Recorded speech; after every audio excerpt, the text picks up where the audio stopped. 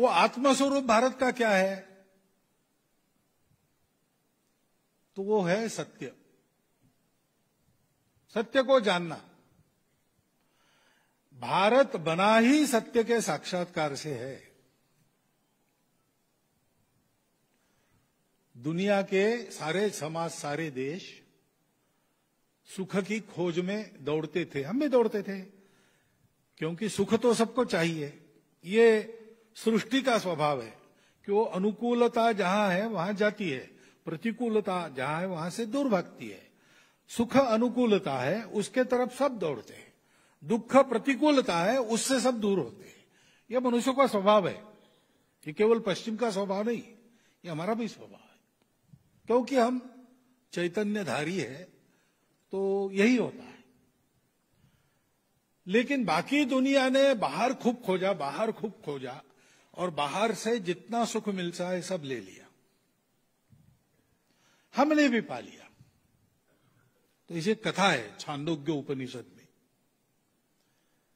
कि दो प्रवृत्तियां मनुष्य की। एक मनुष्य है, वो सबको जानना चाहता है, सबकी पहचान रखता है, अपना भला होने के बाद सबका भला कर सकते तो भला करता है, अपना भला करने के लिए दूसरों का बुरा नहीं करता। तो ऐसे प्रवृत्ति को कहते हैं देव प्रवृत्ति। और दूसरे हैं कि जो अपने भलाई के लिए सबको बंधन में बांधना चाहते हैं, उपयोग करना चाहते हैं, और जिनका उपयोग वो कर सकते हैं और जो उनको अपना उपयोग करने देते हैं उनकी रक्षा करते हैं। बाकी लोगों को उनकी दया पर निर्भर रहना पड़ता है। मूड में आ गए तो मार देंगे, मूड में आ गए तो अच्छा रखेंगे, क्या करेंगे पता नहीं, सतत उनके भय में रहना पड़ता है। इसलिए जो हमको मानेंगे उनकी रक्षा करने वाले हम, तो वो राक्षस हो गए।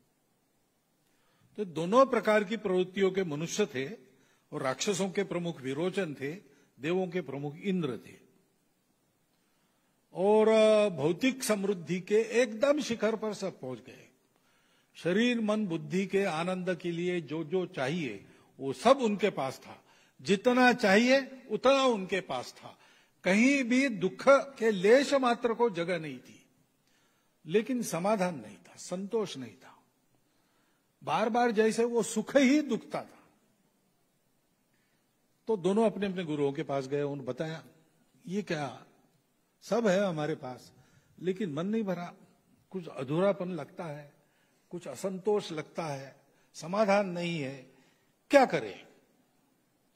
तो शुक्राचार्य ने विरोचन को और बृहस्पति ने इंद्र को एक ही बात बताई कि भैया जब तक आत्मा को जानते नहीं हो तब तक ऐसे ही रहेगा। आत्मा को जान लेने से फिर कोई जानना शेष नहीं रहता, और कभी न फीका पड़ने वाला संपूर्ण समाधान, शाश्वत रूप से देने वाला सुख मिलता है। और वो आत्मविद्या, आत्मा को देखने की ये जो कला है, वो ब्रह्मा जी के पास है। उनके पास जाओ और सीख लो। तो वल्कल परिधान करके हाथ में समिधा लेके पहुंचे। ब्रह्मा जी ध्यानस्थ बैठे थे, वहां गए, नम्रता पूर्वक साष्टांग नमस्कार किया, उनके लिए लाई समिधा पर्णकुटी के, उनके कुटी के एक कोने में रख दी, और उनके जगने की, ध्यान से बाहर आने की राह देखते बैठ गए। थोड़ी देर में ब्रह्मा जी ने आंखें खोली, देखते कि दोनों बैठे हैं, वल्कल पहने हैं, समिधाएं लाई दिखती है कोने में रखी हुई। तो उन्होंने कहा कि तुम शिष्य भाव से आए हो तो कुछ सीखना चाहते हो, बताओ क्या सीखना है? तो उन्होंने कहा कि हमको बताया गया कि आत्मा को देखने की कला आपके पास है, और आत्मा अमर शाश्वत है, और ऐसा ही कभी न फीका पड़ने वाला शाश्वत सुख देता है।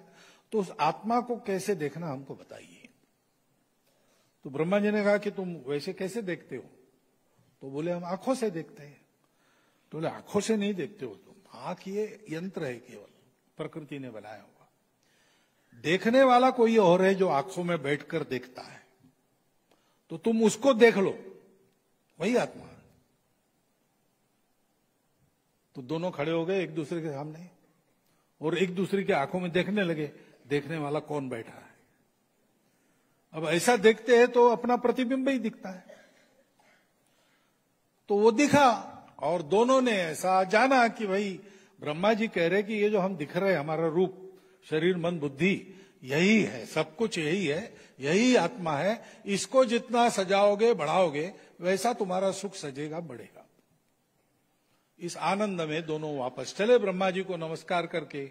और वैतरणी पार करते समय विरोचन चप्पू चला रहा था, इंद्र उस जल की शोभा देख रहा था। तो इंद्र के ध्यान में आया कि ये जो पानी में मेरा आत्मा दिख रहा है प्रतिबिंब के रूप में, वो तो चप्पू चलाने से नष्ट हो रहा है। तो अमर शाश्वत आत्मा अगर ये है तो ये नष्ट कैसे हुआ? इसका मतलब कुछ गड़बड़ है। विरोचन को कहा भैया वापस चलो, ये तो नष्ट हो रहा है, ये आत्मा नहीं है। ब्रह्मा जी ने कुछ पहेली बुझाई हमसे और हम फेल हो गए। विरोचन ने कहा नहीं नहीं, ऐसा कुछ नहीं, हम सब जानते हैं, बुद्धिमान है, अपने अपने समाज के नेता है और वो सर्वोच्च समाज है हमारे दोनों समाज दुनिया में। तो हम कोई पहेली बुझाने वाले छोटे बालक है क्या? हमको जो बताया वो ठीक है। आसमां पे है खुदा और जमी पे हम, ऐसा कहते हैं, जैसे हम ही सब कुछ है। तो विरोचन वापस नहीं गया और इंद्र वापस गया। तो ब्रह्मा जी ने ऐसी अनेक पहेलियां उससे बुझाई और फिर उसको आत्मा का लाभ हुआ। तात्पर्य यह है कि दुनिया रुक गई बाहर देखते देखते, बाहर से जितना मिला उसी को उसने माना और उसके आगे कुछ नहीं ऐसा माना। हम नहीं रुके। हमारे ऋषि मुनियों ने बाहर पूर्णता नहीं मिली तो अंदर खोजना प्रारंभ किया और फिर एक दिन वो सारी समस्या की जड़ में पहुंच गए। उनको अंतिम शाश्वत सत्य प्राप्त हुआ। उससे उन्होंने जाना कि दिखता जो कुछ है, सर्व यद भूतम यच्च भव्यम, इसी से सब बना है, इसी से सब बनने वाला है, इसी से सब बनता है। यही प्रकट होता है दुनिया की विविधता में। विश्वरूप परमेश्वर है और वही हम सब में ओतप्रोत है। बाकी दिखने वाला तो एक स्तर तक रहने वाला भास है। उस स्तर के आगे जाते हैं तो वो ये दुनिया हमारे मरने पर नहीं रहती लेकिन हम रहते हैं। ये शरीर नहीं रहता लेकिन हम रहते हैं। अपने परंपरा में तो ये बात है ही। विज्ञान भी आजकल खोज कर रहा है कि कभी कभी कुछ लोग एक्सीडेंट वगैरह में एकदम कोमा में चले जाते और कुछ मिनट के लिए मर जाते हैं। कभी कभी डॉक्टर डिक्लेयर भी कर देते और बाद में वो होश में आ जाते हैं। तो ऐसे 1000 लोगों का अमेरिका के तरह तरह की जिनकी आर्थिक पृष्ठभूमि थी, काले भी थे, गोरे भी थे, पीले भी थे, ऐसे सबका 1000 केसेस का सर्वे किया। नियर डेथ एक्सपीरियंस ऐसा जिसको कहते हैं। वो सब अलग अलग लोग थे, अलग अलग मूल के थे, अलग अलग पृष्ठभूमि के थे, अलग अलग शिक्षित थे, लेकिन सबका अनुभव एक सा था। तो डॉक्टरों ने मर गए ऐसा डिक्लेयर करने के बाद भी कुछ है जिसका अनुभव वो करता है, वो उसके स्मरण में रहता है। होश में आने के बाद वो बताता है ऐसे ऐसे हुआ, ऐसे ऐसे मैं खींचा गया, ऐसे ऐसे पहुंचा, वहां किसी ने कहा, पता नहीं किसने कहा कि ये गलत है, इसको वापस भेजो, और मैं वापस आ गया। ऐसा है वो पुस्तक, लाइफ आफ्टर डेथ, ये उसका नाम है। तो केवल अपने परंपरा की बात नहीं, आज का विज्ञान अब वहां लड़खड़ा रहा है, उसको अंदर जाने का रास्ता नहीं मिल रहा है। तो हम लोग इसके परे गए और हमने ये जाना कि ये सारी दिखने वाली दुनिया ये एक स्तर तक है, उसके आगे सत्य है, और वो सत्य ये है कि ये सारी विविधता एक की ही है। और इसलिए हम अलग अलग मानते लेकिन अलग होते नहीं, हम हैं एक ही। अब अपने नित्य व्यवहार में इसका सबूत है। मनुष्य इसको जानता है क्योंकि मनुष्य को ऐसा मन मिला है जिसको दूसरे की संवेदना पता चलती है, और मनुष्य को ऐसी बुद्धि मिली है जो विचार करती है, विश्लेषण करती है। पशुओं को यह नहीं मिला। उनका मन भी संवेदनशील होता है लेकिन एक दायरा होता है, उसमें जितने हैं उन्हीं की संवेदना वो प्राप्त करते हैं और की नहीं करते, और उनकी भी संवेदना कुछ समय तक प्राप्त करते हैं। पशु जगत की माताएं भी अपने पुत्र का प्रतिपालन, लालन पालन, संरक्षण सब कुछ करती है, लेकिन एक आयु तक, उसके बाद छोड़ देती है, फिर एक दूसरे को कोई संबंध भी नहीं रहता। मनुष्य का ऐसा नहीं है। मनुष्य पीढ़ी दर पीढ़ी अपने रिश्तेदारों को याद रखता है। कोई मनुष्य ऐसा नहीं है। पशु है, पशु कैसे है? चारा मिला तो खाएंगे, भूख लगी है खाएंगे, जब तक उनकी भूख है तब तक किसी को खाने नहीं देंगे, और भूख अपनी पूरी होने के बाद उस चारे को और कोई खाता है नहीं खाता कोई चिंता नहीं करते। चारा खा लिया पेट भर और कल के लिए गट्ठर बांध के ले गया, ऐसा कोई पशु नहीं है। यह मनुष्य करता है, संग्रह करता है। मनुष्य बचाता है, मनुष्य भी झगड़ा करता है, मनुष्य लूटता है, मनुष्य संग्रह करता है, लेकिन ऐसा मनुष्य भी, उसको अगर भोजन करते समय सामने कोई भूखा पड़ा तो भोजन का कौर उसके गले के अंदर जाता नहीं है। वो या तो उसके कुछ देके विदा करेगा या तो धुतकार के भगा देगा। ये दोनों नहीं हो सकता तो उसके ओर पीट करके खाएगा, लेकिन उसको सामने देखता हुआ वो नहीं खा सकता। ये हम सबका व्यावहारिक अनुभव है। ऐसे हम संवेदनशील मनुष्य है। और जिन मनुष्यों ने ये जाना कि हम सारे जगत में हम ही व्याप्त है।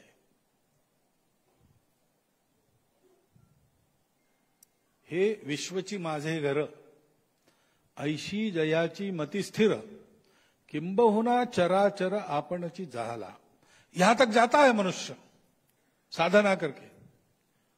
रामकृष्ण परमहंस बैठे थे दक्षिणेश्वर में, पंचवटी में, गंगा को देख रहे थे। बीच में घास का थोड़ा स्लोप है। देखते देखते इतने तन्मय हो गए कि आगे एक गाय आके इधर से उधर चली गई तो वो जो घास रौंदी गई उसके निशान इनके पीठ पर पड़े। चिल्लाए जोर से, रौंदा जा रहा हूं। दौड़े लोग, देखे क्या हुआ? तो बोले वो गाय गई ना, वो मैं देखते देखते देखा तो पीठ पर निशान है। प्रत्यक्ष प्रसंग है ये सारे। ऐसी यहां तक मनुष्य जा सकता है और जानता है कि सब कुछ मैं ही हूं, और इसलिए उसके मन में यह संवेदना रहती है कि ये सब कुछ मेरा अपना है। अब ये सब कुछ मेरा अपना है, उसमें मैं ही हूं। ये कहां सीखा है? ये भारत में सीखा है, ये भारत में ही सीखा है। और इसलिए इतना महत्वपूर्ण विषय जो सारी दुनिया को कलह मुक्त बना देगा, सारी दुनिया को सुखी बनाएगा, स्वार्थ के सारे झगड़े समाप्त होंगे, वो सारी दुनिया को सत्य देने के लिए एक उपकरण बनाना है, एक मानवों का बड़ा संघ बनाना है। इसलिए ऋषियों ने तपस्या की, उसमें से अपने राष्ट्र की बल की ओज की उत्पत्ति हुई, ऐसा वेदों में अपना इतिहास लिखा है। तो हम भारत की आत्मा को जाने, ये सत्य भारत की आत्मा है, इसको आध्यात्मिकता कहते हैं। भारत को क्या करना है? इस आध्यात्मिकता के आधार पर जीवन कैसे जीना सबको बताना है, अपने जीवन के उदाहरण से। क्योंकि ये बता के बात नहीं आती, ये करके जो देखता है उनको देख के बाकी लोग सीखते हैं। पर उपदेश कुशल बहु तेरे लोग यहां नहीं चलते। हम भारत विकास परिषद से जुड़ते हैं तो हम में धीरे धीरे इस बोध का विकास होना चाहिए। हमारा जीवन इस बोध के सब दूर प्रगटीकरण का उदाहरण बनना चाहिए। हमारे व्यक्तिगत जीवन का आचरण, हमारा कौटुंबिक जीवन, हमारा सामाजिक जीवन, हमारा आजीविका का जीवन इस अपनत्व के सत्य से, आत्मीयता के सत्य से ओतप्रोत होना चाहिए। और इस सत्य के आधार पर जीवन कैसा जीना? तो हमारे मनीषियों ने विचार किया कि इसका मतलब है कि मुझे चाहिए यह सत्य है, मुझे चाहिए, कोई नकार नहीं सकता। बैरागी को भी भोजन तो करना पड़ता है, भले ही खीर खाए या सूखी रोटी खाए, लेकिन खाना तो पड़ता ही है। तो शरीर जो धर्म का साधन है वो रहना है, शरीर की आवश्यकताएं पूरी करनी पड़ेगी, फिर उसके लिए साधन भी चाहिए। सब लोग सर्वसंग परित्यागी नहीं हो सकते। सर्वसंग परित्यागी होकर साधना करने वालों की साधना इसलिए चलती है कि सभी आश्रमों का पालन करने वाला गृहस्थाश्रम है। तो अर्थ और काम ये आवश्यक पुरुषार्थ है जीवन धारणा के लिए, उनकी उपेक्षा नहीं की जा सकती, परंतु उनको एक अनुशासन में चलना है। निरंकुश अर्थ, निरंकुश स्वार्थ, ये सबके नाश का कारण बनता है।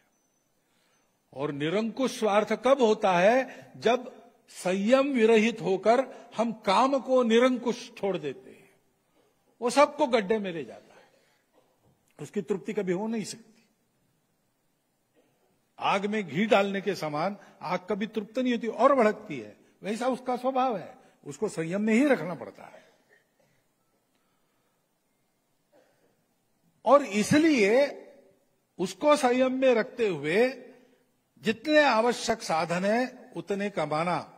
अब कमाना तो कर्तृत्व पर है, दो हाथ से कमाओ, जितना आता है उतना, छोड़ो मत, जो कमा सकते हो सब कमाओ, लेकिन अपने पास उतना ही रखो जितना जीवन सादगी से चलने के लिए आवश्यक है। आप सब याद करो अपने पूर्वजों को, पूर्वजों ने पुराने नहीं, 2 पीढ़ी 3 पीढ़ी पहले के, 1 पीढ़ी पहले के भी देखिए आप, कमाया हमारे जैसा ही है, उन्होंने हमसे भी ज्यादा कमाने वाले हो गए, लेकिन रहते कैसे थे? अपने काम अपने हाथ से करते थे। कपड़े कोई बहुत ऐश आरामी व्यक्ति को ऐसे नहीं थे, कपड़ों पर से आदमी को नापते भी नहीं थे, आदमी के गुणों को देखते थे, क्योंकि ये ठीक है, आवश्यकता पूरी होनी चाहिए। थोड़ा बहुत समाज में एक स्थान बनता है तो उसके लायक भी जीवन होना चाहिए। कुछ आवश्यकता भी अलग अलग हो सकती है, उसको भी न्याय मिलना चाहिए, लेकिन आवश्यकताएं पूरी हो, चैन याशी की इच्छा नहीं करना, लग्जरीज नहीं चाहिए। इस प्रकार का जीवन था।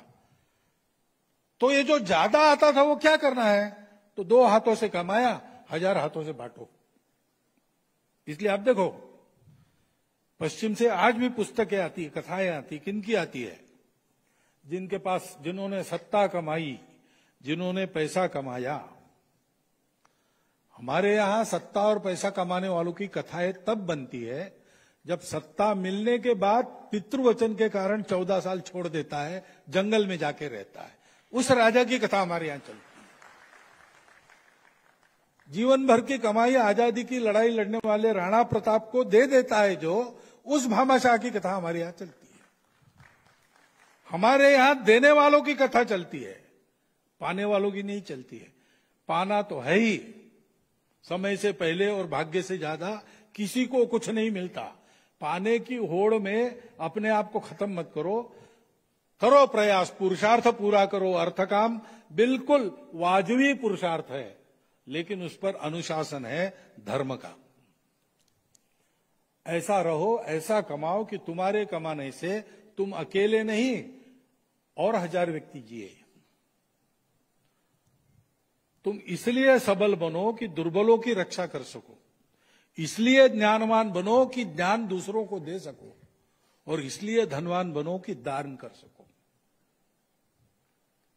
अहंकार रहित होकर इस प्रकार जीवन यापन करने का जो प्रकार है वो भारत है। यह भारत का मन है। और भारत की बुद्धि विचार कैसे करती है?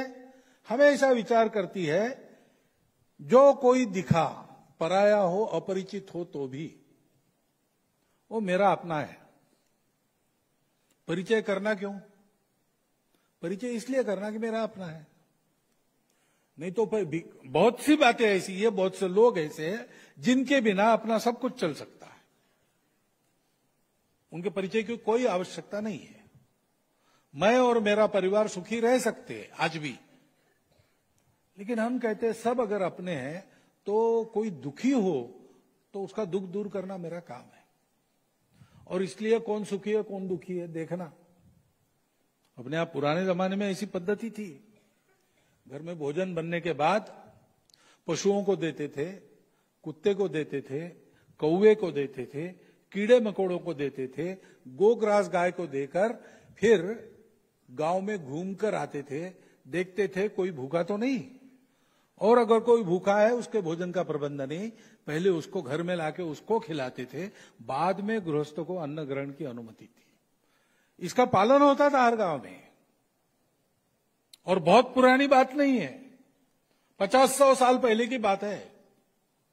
और आज भी कहीं कहीं शहरों में भी लोग मिलते हैं जो 11 बजे के आसपास बाहर निकलते, रेलवे स्टेशन पर जाते, एसटी स्टैंड पर जाते, अस्पताल में जाते हैं। कोई वहां है क्या जिसकी व्यवस्था नहीं है, उसको खिलाते, बाद में खाना खाते।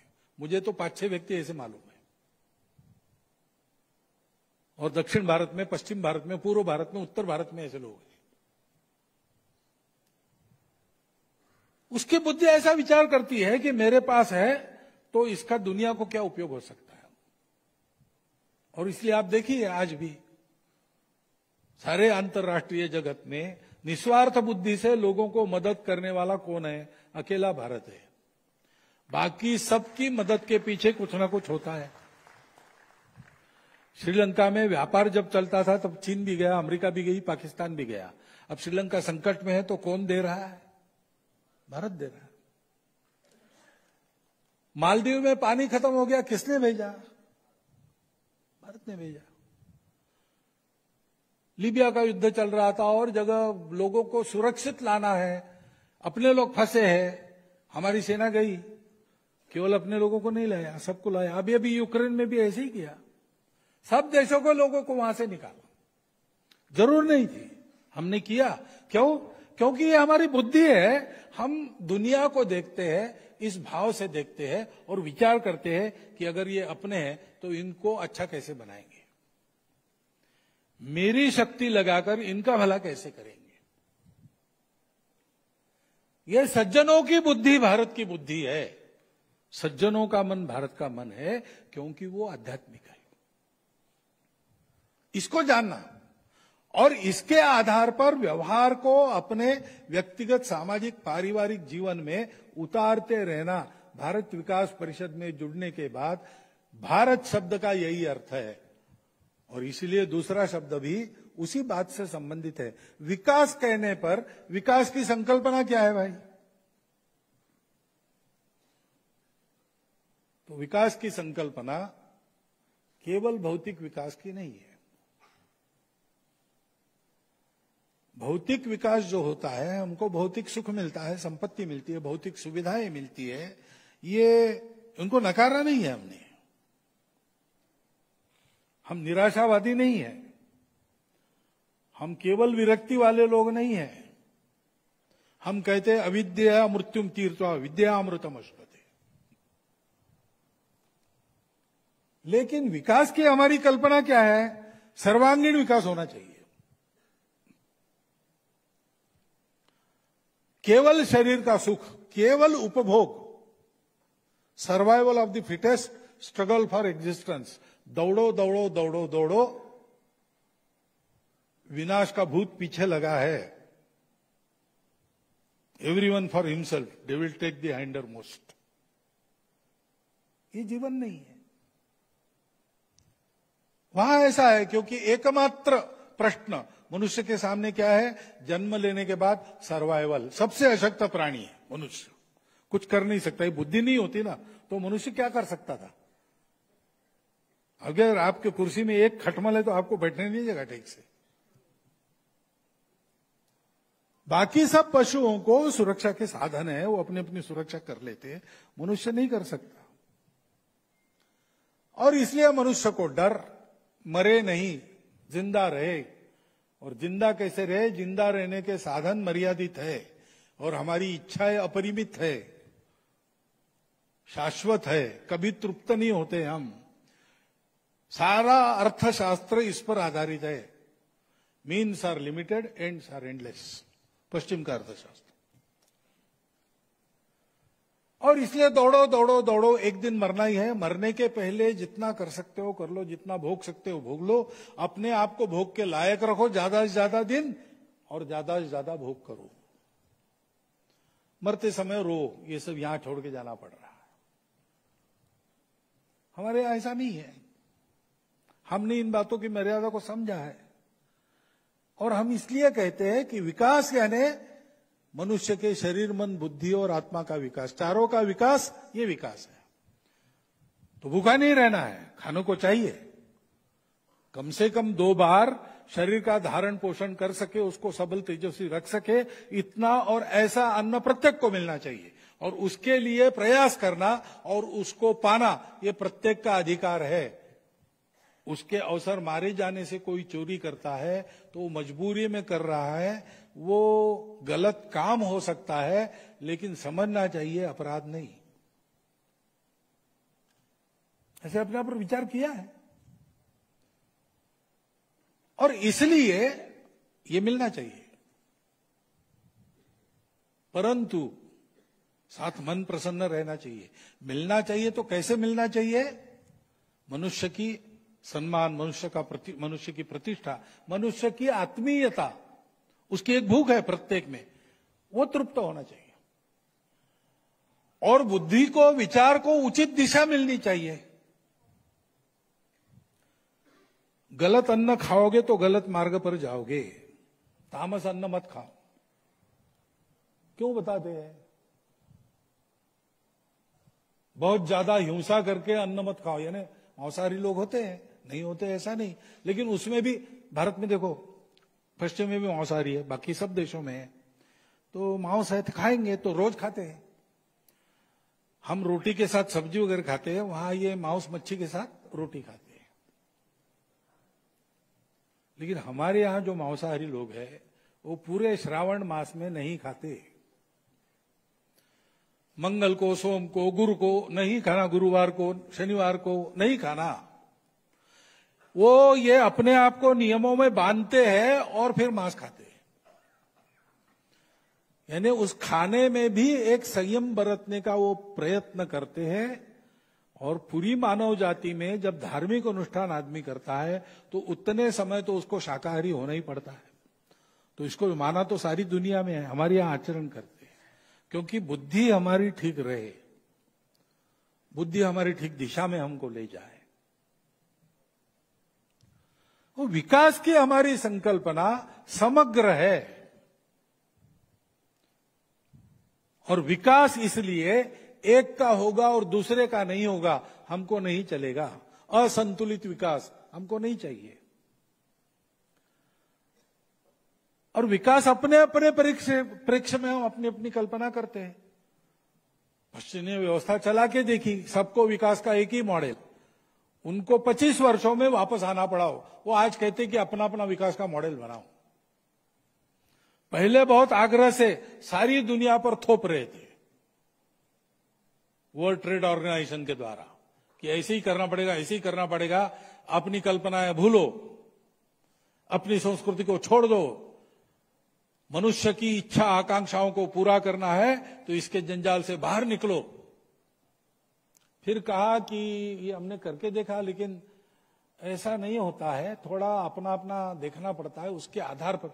और फिर कुछ वर्षों के बाद कहा कि वो हमारी गलती थी, हमने बहुत कीमत देके ये सीखा है कि ऐसे नहीं हो सकता, हर एक देश की अपनी संस्कृति होती है, उसके अनुसार ही उसको विकास करना पड़ता है। हमने इसको पहले से ही माना है। तो हम विकास करेंगे यानी क्या करेंगे?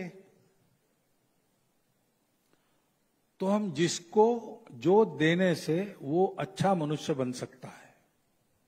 अच्छा मनुष्य यानी क्या? आज उसको लेना पड़ रहा है लेकिन वो इतना समर्थ हो जाए कि वो देने लगे, उसके लिए हम काम करते हैं। विकास हम इसको कहते हैं।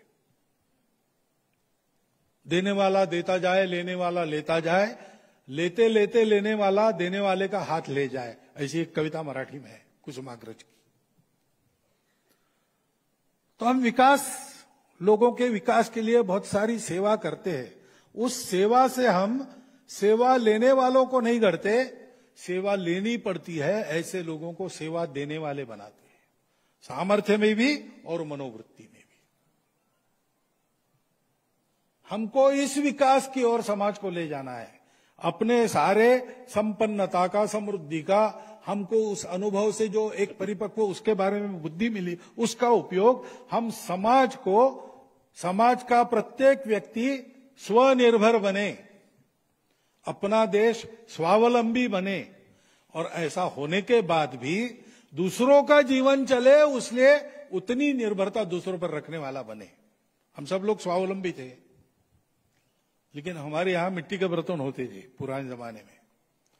तो संक्रांति के बाद भोगी के दिन सारे गांव के लोग अपने घर के पुराने बर्तन लेके गांव के बाहर जाके मंदिर दर्शन करके एक जगह उनको तोड़ आते थे, और वापस आते समय कुम्हारों की बस्ती से आते आते नए बर्तन खरीद कर ले जाते थे। एक साल में एक बार उनका रोजगार सुनिश्चित करके आते थे। ये कोई दूसरे बर्तन नहीं थे या धातु के बर्तन नहीं ले सकते थे, ऐसा नहीं था। हमको ऐसा इसलिए रहना है कि उनकी भी आजीविका चले, उनको भी काम मिले। केवल आजीविका नहीं है, समाज में उनका एक स्थान है। इस प्रकार समग्र एकात्म विचार करके एक विकास की अवधारणा हमारी बनती है। उसके आधार पर धीरे धीरे अपने देश की काया को पलटना। विकास शब्द का ये अर्थ होता है हम जो सेवा कर रहे हैं वहां से लेकर तो आगे चल के हम इस प्रकार योगदान करेंगे, क्योंकि हम है वैसे समर्थ लोग हैं, हमको ये करना ही है और हम कर भी रहे हैं, लेकिन वो करने में हमारी ये दृष्टि रहनी चाहिए। और ऐसे लोगों की हम परिषद है। अब ये शब्द कैसा कितना उचित है मुझे पता नहीं, लेकिन है अपना है, हमने अपनाया है, उसको वैसे ही रखना है, लेकिन उसके पीछे का भाव समझना है। ये हमारी परिषद यानी हम एकत्रित आने का काम समय समय पर करते हैं, और हमारी सारी रचना में प्रत्येक चैप्टर को पर्याप्त स्वतंत्रता हमने दी है। सेंट्रलाइज कमांड हमारी नहीं होगी। पता नहीं क्या है रचना, ऐसा ही है ना, अपने अपने तय करते हैं सब लोग। लेकिन ऐसा होने के बाद भी हम सब लोगों के मन में भारत विकास परिषद के बारे में अंगांगी भाव रहता है। इससे तो मेरा हाथ स्वतंत्र है, मेरी आंखें स्वतंत्र है, मेरी बात मुख स्वतंत्र है। मैं आपसे बोल रहा हूं, देख कुछ और सकता हूं बोलते बोलते, और इधर हाथ से कुछ मोबाइल वगैरह बज रहा है तो उसको ऑफ भी कर सकता हूं। नहीं है मेरे जेब में मोबाइल। तो एक समय ऐसे काम करने वाले मल्टीटास्कर्स बहुत है। तो अंग हर एक स्वतंत्र है शरीर का, लेकिन वो शरीर का अंग है, दिखता अलग अलग है, करता अलग अलग है, एक समय अलग अलग काम करता है, लेकिन वो एक ही शरीर का, और वो शरीर है तब तक वो है। और अगर एक अंग बंद पड़ जाएगा तो शरीर उतना पंगु हो जाएगा। भारत विकास परिषद और भारत विकास परिषद के प्रत्येक सदस्य दंपति का भारत विकास परिषद से अंगांगी भाव का संबंध है, और इसलिए स्वाभाविक पूरे शरीर की आवश्यकता को जानकर प्रत्येक अंग काम करता है, और पूरा शरीर प्रत्येक अंग की चिंता करता है। मेरे पूरे शरीर की आवश्यकता क्या है वो जानकर मेरा हृदय कभी धड़कन बढ़ाता है, कभी धड़कन कम करता है। और मेरा पूरा शरीर अगर कहीं कांटा लग गया तो पूरा शरीर वहां फोकस होता है, आंखें वहां देखती है, हाथ कांटा निकालने के लिए जाता है, बुद्धि विचार करती है खून निकल रहा है क्या, पट्टी करनी पड़ेगी क्या, सारा शरीर उसमें लग जाता है। उस कांटे की वेदना मेरे शरीर के प्रत्येक कोशिका में झंकृत होती है उसी क्षण। स्वस्थ शरीर ऐसा रहता है, स्वस्थ परिषद ऐसी रहनी चाहिए। मनुष्य एकत्रित आते हैं तो जैसे परिचय होता है, परिचय से मिलके काम होता है, लेकिन परिचय से झगड़ा भी होता है। जिनसे अपना परिचय नहीं उनसे झगड़ा नहीं होता है, जो संपर्क में आते हैं जिनसे परिचय होता है उन्हीं के साथ झगड़ा होता है। झगड़ा करना या परस्पर पूरक बनना यह मनुष्य की बुद्धि पर निर्भर है। परिषद में हम सब लोग हम सब लोग परिषद के लिए है और परिषद एक एक सदस्य दंपति की चिंता करती है कार्यकर्ता के नाते। ये जो जीवंत संगठन का मॉडल है वो हमारा मॉडल है। और ऐसा न होना तब होता है जब मनुष्य अपने अहंकार में बाकी सबको गौण मानता है, और ऐसा होता है वो तब होता है जब मनुष्य अपने आप को इस टीम का एक मानता है। मैं भी हूं, नहीं मैं कुछ भी नहीं, ऐसा नहीं कहता हूं, वो है मैं ही हूं, ऐसा भी नहीं कहता। इन सब में मैं भी एक हूं। चर्चा होगी, मेरा भी मत होगा, निर्णय होगा, जो निर्णय होगा वही मेरा मत होगा। मतभेद को लेकर मनभेद नहीं। अगर मतभेद पाटा नहीं जा सकता तो प्रयोग करने की अनुमति है, क्योंकि यह प्रामाणिकता है कि मेरा प्रयोग अगर फेल हो गया तो मैं अपने आप को सुधार लूंगा, और उनका प्रयोग फेल हो गया तो वो अपने आप को सुधार लेंगे, ये विश्वास है। इस प्रामाणिकता, पारस्परिकता, विश्वास और आगे जाने की किसी को चाह नहीं है। जब कोई श्रेय मिलता है तो हम पूरे टीम को आगे करते हैं, और जब कोई जोखिम उठानी है तब हम पहले कूदते हैं। इस प्रकार की प्रवृत्ति लेकर प्रत्येक वहां रहता है।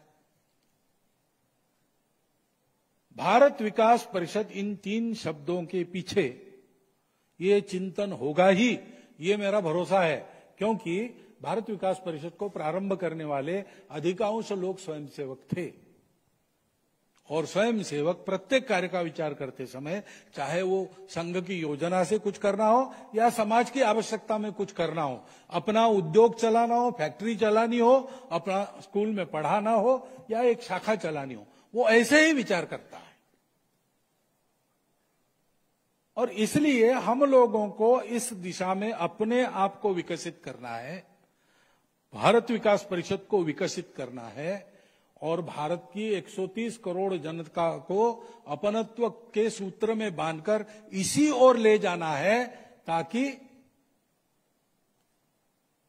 एकता के बल पर हम देव स्वरूप हो जाएं और सारे विश्व को एक स्वर्गीय रूप दे। भारत विश्वगुरु बने, भारत परम वैभव संपन्न बने, उसके लिए भारत विकास परिषद सर्वव्यापी और प्रभावी बने। भारत विकास परिषद केवल एक मनोरंजन या सोशल वर्क, जिसको आजकल कहते हैं फैशनेबल सोशल वर्क, ऐसी जगह नहीं है। इस देश के उत्थान में उसका योगदान है। उस योगदान को समझकर हमको आगे चलना है। इतनी एक बात सारांश में कहता हूं और मेरे 4 शब्द समाप्त